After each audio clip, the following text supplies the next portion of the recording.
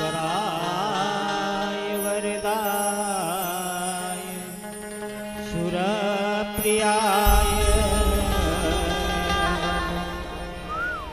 लंबोदराय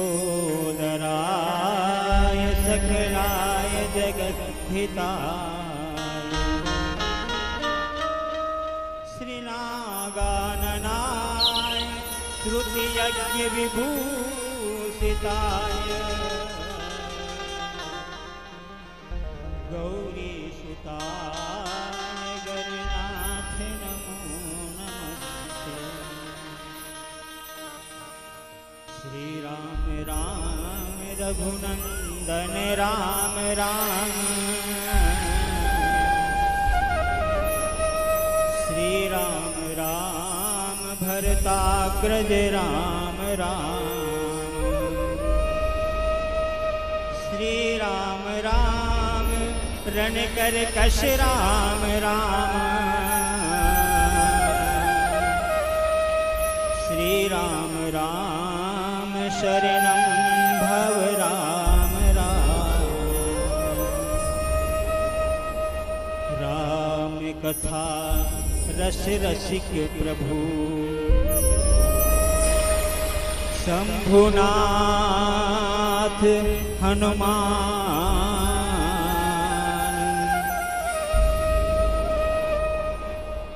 नंद सहित आसन धरो सुनहु कथा करूँगा भरत प्रिय रामचंद्र की जय उमापति महादेव की जय पवन सुत हनुमान की जय।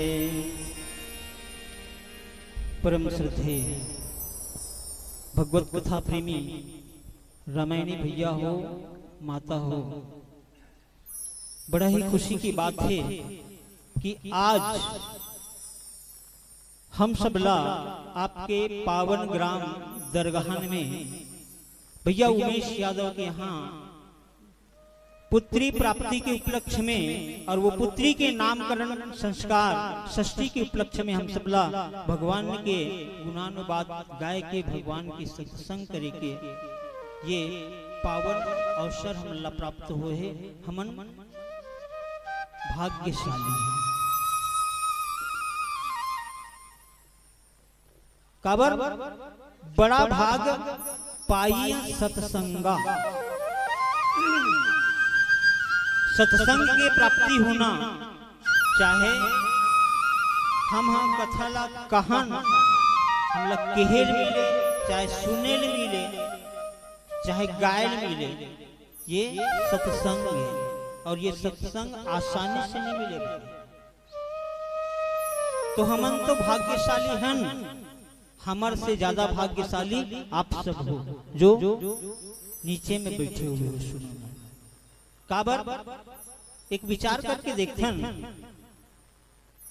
दरगाहन ये पावन ग्राम में रामायण हो थे है ना,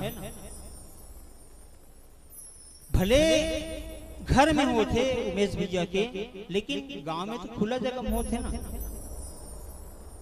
तो सब जन नहीं आ जाते सुने। काबर ने उकर भाग्य में नहीं है, जेकर भाग्य में रहते वही मल्ला मिलते। और भाग्य की भी बात नहीं है, यहाँ कृपा की है। आवत यही सर अति कठिनाई और राम कृपा बिनु आई। जब राम की कृपा होते तभी ये सत्संग में आयल मिलते। तो आप सब भाग्यशाली हो, आप सबके ऊपर मोर प्रभु राघवेंद्र सरकार की कृपा हो है, तभी आप सब बैठे हुए।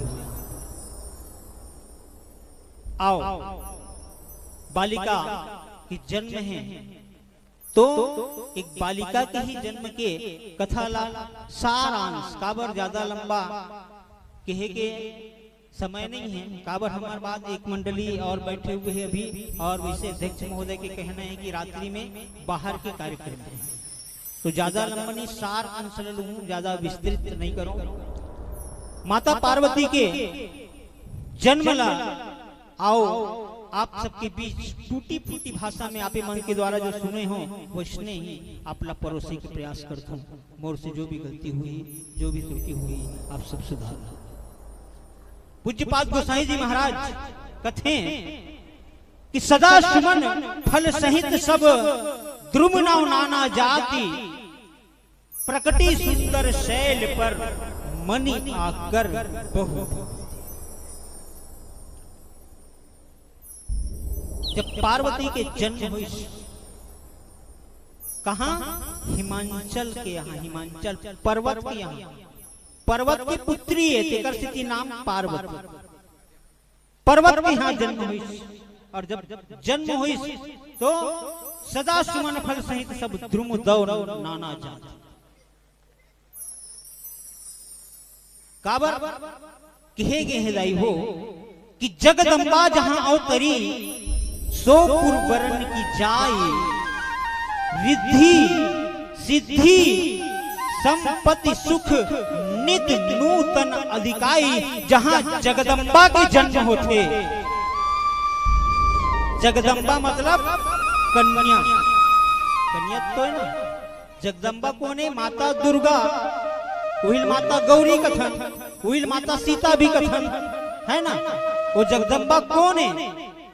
एक बालिका ही है ना, एक कन्या हरे बहु।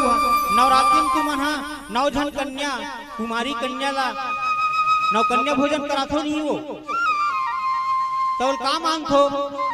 देवी मानथो ना, तभी तो नौ कन्या भोजन कराथो, आशीर्वाद लेथो ना होकर से। तो जगदम्बा मतलब कन्या। तो जगदम्बा एक कन्या के जहां जन्म होते, जगदम्बा जहां अवतरी सो पुरवरण की जाए। वो नगर के वो पुर के वर्णन नहीं करे जा सकते इन गोस्वामी तुलसीदास। काबर वहां रिद्धि सिद्धि संपत्ति सुख नित नूतन अधिकाई। रिद्धि सिद्धि संपत्ति और सुख घला ये कैसे होते कथे? नित नूतन अधिकाई। मिली जाना भर बात नहीं है। जैसे बोला संपत्ति मिल गए, धन मिल गए है ना, सुख मिल गए, रिद्धि मिल गए, सिद्धि मिल गए। तो मिले का मतलब का है? वो मिले है ततनी चाहवे और उपयोग हुई तो कम हुई कि नहीं हुई? जैसे तुम्हार घर धन मिल गए कहा चोले तो वो धन हाँ उपयोग हुई और उपयोग हुई तो कम हो जाए। लेकिन वहां वैसा नहीं लिखे। जगदम्बा जहां अवतरी सो पुरवरण की जाई और रिद्धि सिद्धि संपत्ति सुख नित नूतन अधिकाई। हर दिन नया नया अधिकाई मतलब बढ़ते जाएगा।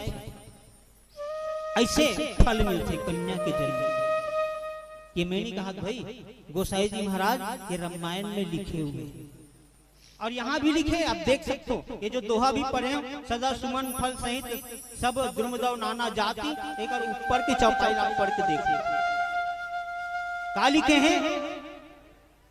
जब ते उमा शैल गृह जाई और सकल सिद्धि संपत्ति तहाँ छाई। जब ते उमा शैल घर जाई, जब से माता उमा मतलब पार्वती के जन्म हिमांचल पर्वत के यहाँ हो रही से, तब से वहां कहा हुई थे सकल सिद्धि है ना। वहां कहा कि रिद्धि सिद्धि, यहाँ सकल सिद्धि। अब सकल सिद्धि मतलब सब प्रकार की सिद्धि है ना। एक प्रकार की सिद्धि लग पाए बड़े जीवन बीत जथे मिले नहीं है ना।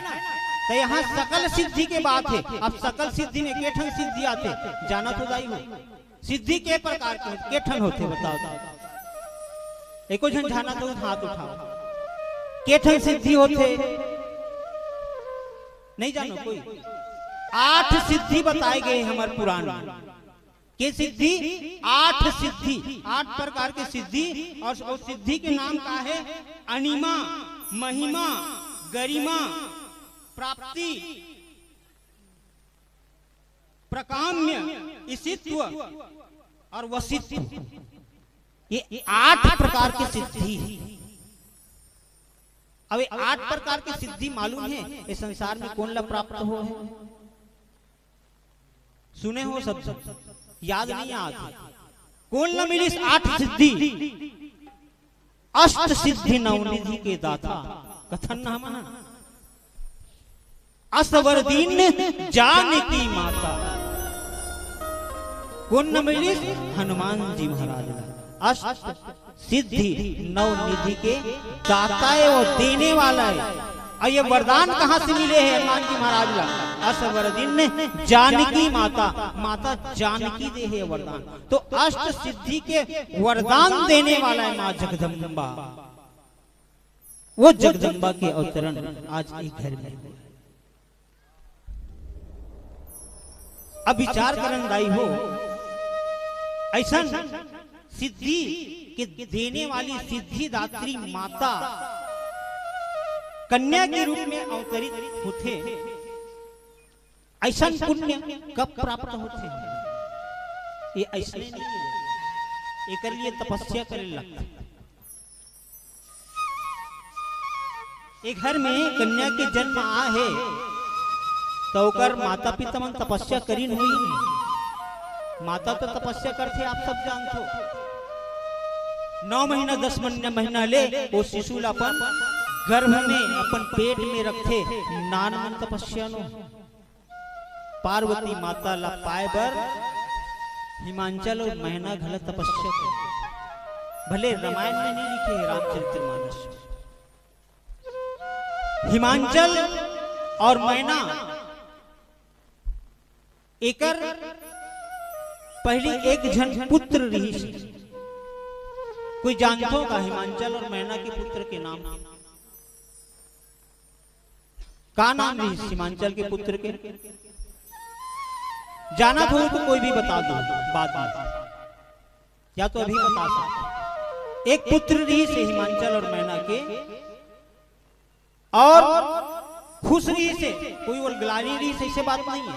लेकिन एक दिन हिमांचल महाराज माता मैना के साथ में एक जगह कथा सुने बर चले। ये जैसे तुम यहाँ आओ ना, वैसे सत्संग होत रही से, कथा होत रही से, भागवत कथा, राम कथा जो भी है वहाँ चलेगी सुने बर। हम मन चलते थन नहीं, अचानक चलो ये देकर राम कथा होते कैसे सुन के आज खाली थन घर में।